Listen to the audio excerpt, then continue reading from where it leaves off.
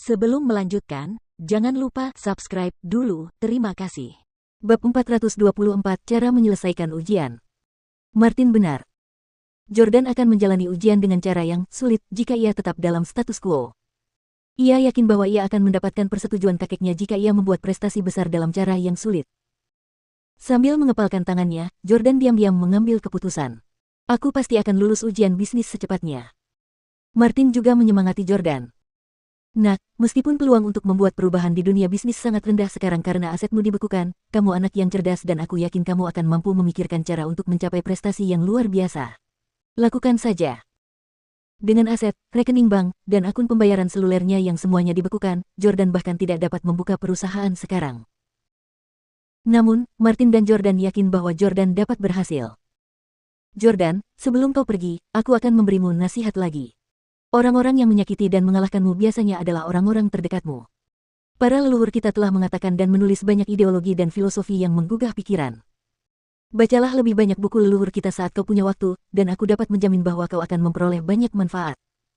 Martin tersenyum. Saat ini, dia sangat baik hati seperti kakek Jordan. Baiklah, terima kasih.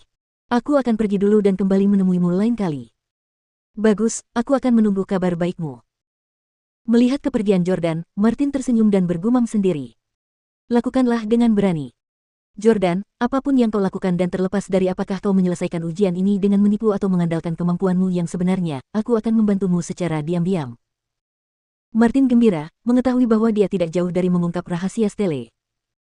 Dalam perjalanan pulang, Jordan dengan hati-hati mengingat dua kalimat yang dikatakan Martin kepadanya.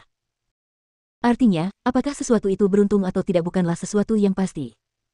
Hal itu mungkin berubah-ubah sesuai dengan kondisi mental dan emosi orang tersebut. Kakek Lauren masih berpikir aku tidak cukup mampu mengendalikan emosiku. Jordan tentu saja mengerti apa yang dimaksud Martin. Namun, sebagai seorang pria, bagaimana dia bisa mengendalikan emosinya setelah mengetahui bahwa istrinya telah berbohong kepadanya dan bahwa anaknya mungkin bukan miliknya? Tentu saja saya tidak perlu mengikuti pepatah di internet seperti, asalkan saya bisa dapat istri cantik, tidak masalah kalau anak itu anak saya. Ah, hidup itu sulit. Jordan baru berusia 20-an dan dia tidak ingin selalu bersikap tenang seperti orang tua. Ketika dia kembali ke rumah, Lauren sudah bersiap-siap untuk tidur. Jordan menanggalkan pakaiannya dan bersiap untuk tidur. Namun, Lauren menolaknya. Jordan, aku ingin tidur sendiri, kata Lauren dingin. Dia tidak menyangka akan mendengar kata-kata seperti itu dari Lauren. Dalam beberapa hari terakhir, dia terus memohon agar dia mau tidur dengannya. Jadi, dia tidak punya pilihan selain keluar dari kamarnya dengan patuh. Pada saat ini, Felicia, yang telah berganti piyama dan mengenakan sepasang sandal linen, kebetulan berjalan mendekat. Saat melihat Jordan yang berjalan keluar dari kamar Lauren dengan kepala tertunduk, Felicia tidak bisa menahan senyum. Dia bertanya, Tuan Jordan, apakah Anda diusir oleh Nona Lauren?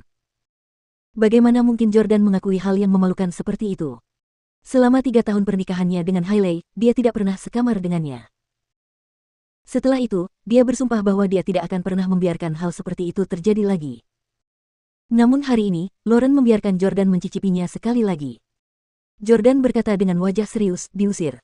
Tidak ada yang seperti itu. Aku pindah atas kemauanku sendiri. Aku ingin menemani Chloe tidur. Jangan. Felicia yang mungil itu langsung berdiri di depan Jordan untuk menghalanginya. Chloe dan aku berbagi kamar yang sama. Sebaiknya kau tidak masuk. Jordan berkata dengan bingung, apa salahnya? Lagi pula, kan kalian tidak akan tidur di ranjang yang sama.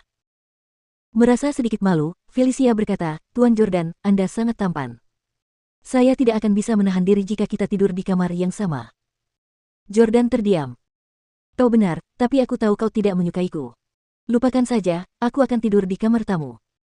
Felicia tertawa dan berkata, hehe, selamat malam, Tuan Jordan. Ngomong-ngomong, ini pengingat. Lusa adalah hari ulang tahun Nona Lauren. Ini kesempatan bagus bagi kalian berdua untuk berbaikan. Aku ingat, kata Jordan. Dia telah menyimpan ulang tahun Lauren di memo teleponnya. Kembali ke kamarnya, Jordan tidak tinggal diam. Sudah saatnya dia melakukan sesuatu yang serius. Memang, dia harus menyelesaikan persidangan bisnis secepatnya karena dia ingin tahu apa rahasia keluarga itu.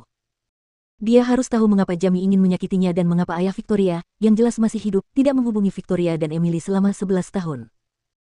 Aset saya dibekukan, begitu pula rekening bank dan semua hal yang berhubungan dengan keuangan saya.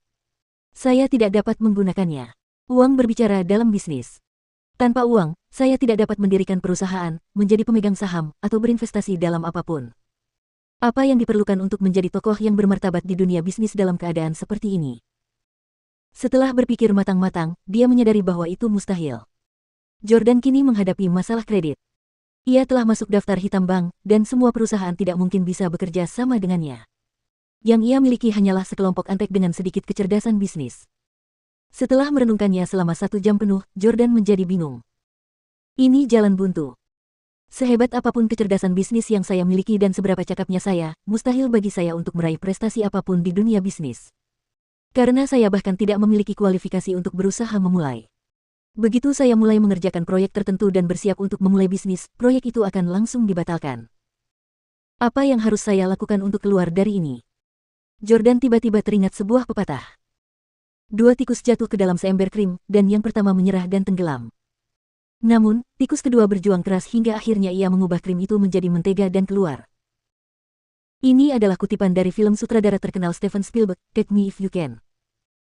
Jordan sangat terkesan dengan film yang diperankan oleh Leonardo DiCaprio sebagai pemeran utama pria. Film ini berkisah tentang aksi penipuan yang dilakukan oleh pemeran utama pria. Ia menyamar sebagai pilot dan menipu maskapai penerbangan. Ia juga menyamar sebagai dokter dan menipu putri seorang pengacara agar mau menikahinya. Jordan tiba-tiba mendapat ilham. Karena saya tidak bisa mendirikan perusahaan atau merekrut karyawan dan memulai dari bawah, saya bisa langsung ke langkah terakhir. Bukankah lebih baik jika aku menyamar sebagai pengusaha sukses? Selama aku bisa menipu semua orang dan membuat semua orang di dunia bisnis menyetujuiku, kakekku pasti akan menyetujuiku juga. Bahkan, aku bisa menipu kakek. Dia bisa memalsukan identitasnya, perusahaannya, dan segala hal lainnya. Yang harus ia lakukan adalah memastikan tidak seorang pun mengetahuinya.